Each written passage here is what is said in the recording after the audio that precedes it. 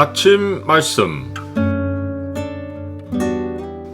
오늘 본문 말씀은 로마서 9장 14절에서 24절입니다.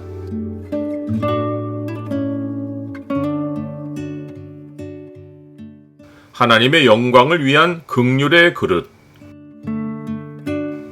오늘 본문을 소망의 창으로 보면 사람에 대한 하나님의 주권이 어떠한지가 보입니다.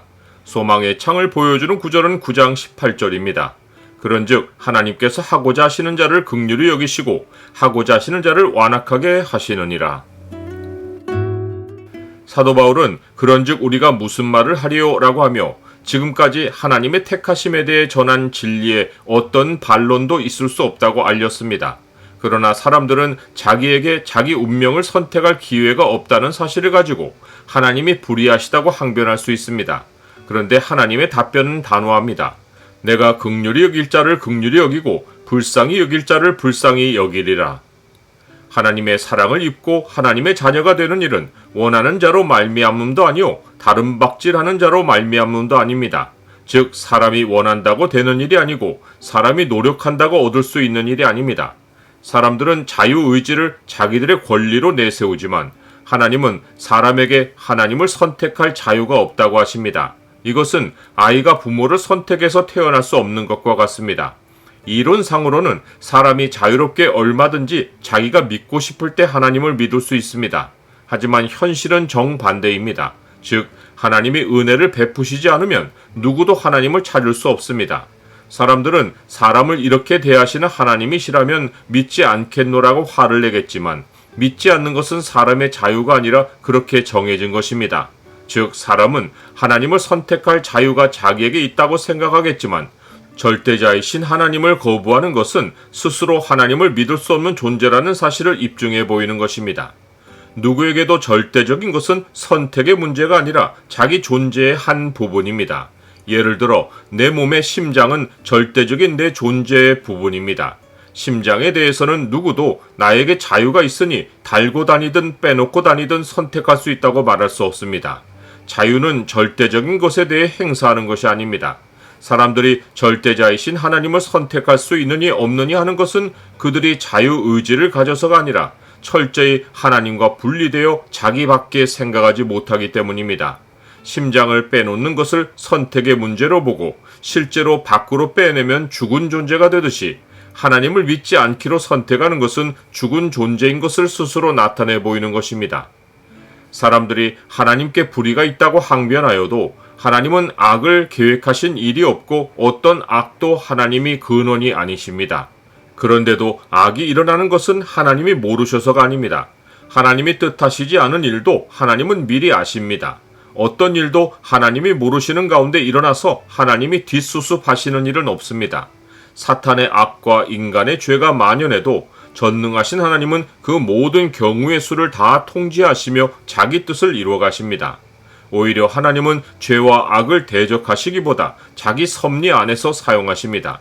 그래서 성경은 바로에게 이르시되 내가 이 일을 위하여 너를 세웠으니 곧 너로 말미암아 내 능력을 보이고 내 이름이 온 땅에 전파되게 하려 함이라 라고 하셨습니다. 어떤 사람은 반론을 제기하며 하나님이 어찌하여 허물하시냐고 하며 누가 그의 뜻을 대적하겠느냐고 말합니다. 즉 세상 모든 일이 하나님이 결정하신 대로 되고 악인조차도 하나님이 자기 목적에 맞게 세우시어 사용하시는 것이면 사람이 무슨 잘못을 해도 사람에게 잘못이 없고 모든 잘못의 최종 책임자가 하나님이 아니시냐는 것입니다. 이에 대한 사도 바울의 반응은 이 사람아 네가 누구이기에 감히 하나님께 반문하느냐 지음을 받은 물건이 지은 자에게 어찌 나를 이같이 만들었느냐 말하겠느냐 라는 것입니다. 그러면서 토기장이가 진흙 한 덩이로 하나는 귀히 쓸 그릇을 하나는 천이 쓸 그릇을 만들 권한이 없느냐라고 반박했습니다. 이것은 전능자 하나님의 주권을 사람의 이성으로 논하려는 시도를 질책한 것입니다.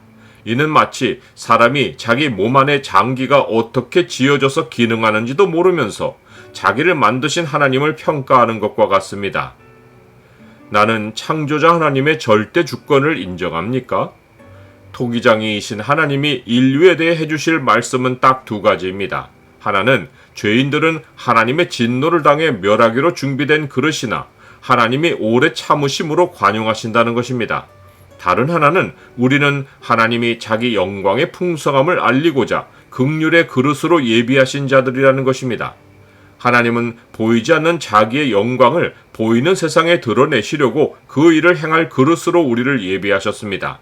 이 그릇은 유대인만 아니라 이방인 중에서도 하나님이 부르신 자들입니다. 우리에게 어떤 자격이 있어서가 아니라 토기장이신 하나님이 그렇게 우리를 긍휼의 그릇으로 빚으셨습니다. 이제 우리가 할 일은 지어진 목적대로 하나님의 영광이 되어 하나님의 영광의 풍성함을 나타내는 것입니다. 이것이 영원한 우리의 사명입니다. 너희가 전에는 백성이 아니더니 이제는 하나님의 백성이요 전에는 긍휼을 얻지 못하였더니 이제는 긍휼을 얻은 자니라.